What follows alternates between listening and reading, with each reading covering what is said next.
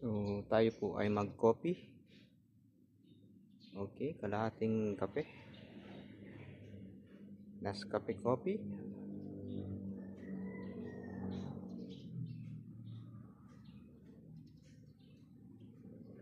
And kalahating sugar, equal sugar. Para meron po tayong maiinom ulit na kape mamaya at po ay straight pa.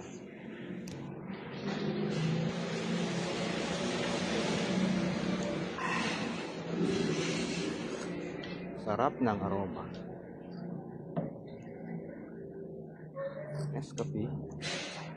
Nescafe Original. Okay.